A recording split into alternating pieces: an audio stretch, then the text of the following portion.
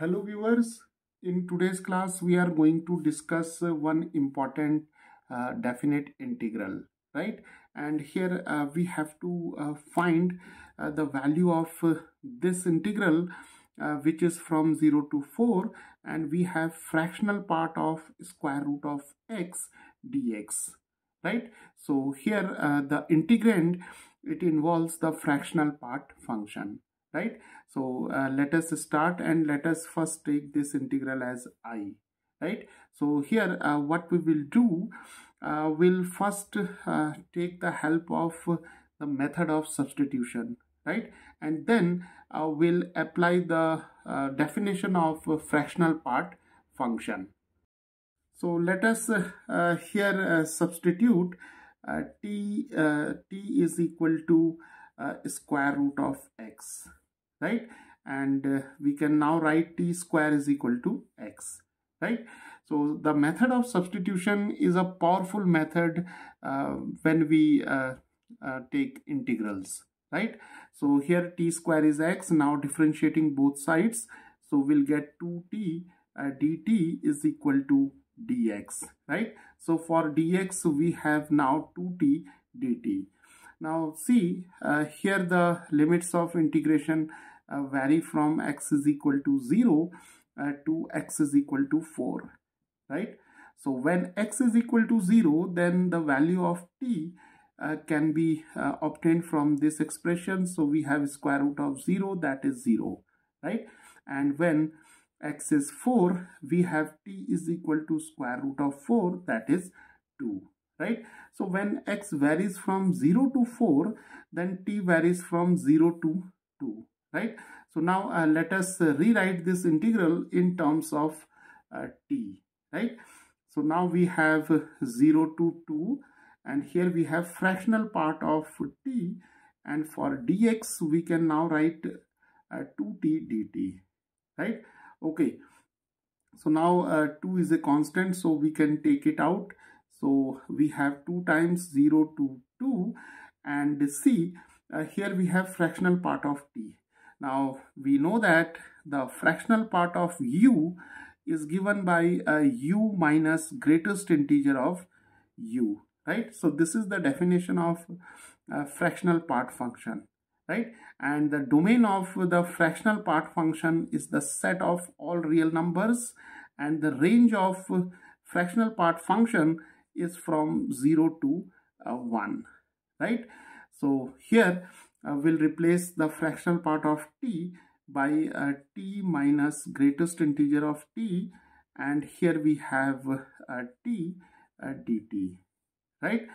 So now we can simplify it. So we have 0 to 2, we have t square, we can multiply this t with this t, so we have t square, and we have t times greatest integer of t, right?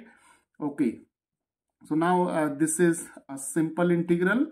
We can write this as 0 to 2 t square dt, and then we have minus 2 times 0 to 2, and we have t times greatest integer of t dt, right? So now let us take this integral as I1, right? So we have 0 to 2, and this is a simple integral, and this is t cube over 3, and here we have 0 to 2. The limits are from 0 to 2, so we have 1 over 3. Now substituting the limits, so we have 2 cube minus 0 cube, so this is simply 8 minus 0, so this is 8 over 3, right? So the value of I1 is 8 over 3. Now let us take this integral as I2, right? So we have I2 is equal to 0 to 2, and we have t times greatest integer of t dt, right? Now see here the integrand involves the greatest integer function, and whenever we come across with the greatest integer function, we always search for the integers, right? So here the limits of integration are from 0 to 2, right? So between 0 and 2 we have the integer 1, right? So what we will do, we'll split this integral as a sum of two integrals, right? So the first one is from 0 to 1 and the second one is from 1 to 2, right? So we have 0 to 1 t times greatest integer of t dt, and then we have 1 to 2 t times greatest integer of t dt, right? Okay, now let us decide the value of greatest integer of t between 0 and 1 and 1 to 2, right? Now see, when t it lies between 0 and 1, in the first integral we have t is equal to 0 to 1. So when t lies between 0 and 1, then by definition of greatest integer function, the value of greatest integer of t must be equal to 0, right? So this integral disappears here, or the value of this integral is 0, because the greatest integer of t is equal to 0 when t goes from 0 to 1, right? So here we can simply write 0, and here we have 1 to 2 and t, and now see here t varies from 1 to 2. So when t varies from 1 to 2, then by definition of greatest integer function, the value of greatest integer of t is 1, right? Because t lies between 1 and 2. So here for greatest integer of t, we have 1. So here we have 1 dt. Now this is a simple integral. The integral of t dt is t square over 2, and limits are from 1 to 2, right? So we have half, and we substitute here the limits. So we have 2 square minus 1 square. So this is half, and 4 minus 1. So this is 3 over 2, right? So now we have the value of I as here we have 2. So 2 times I1.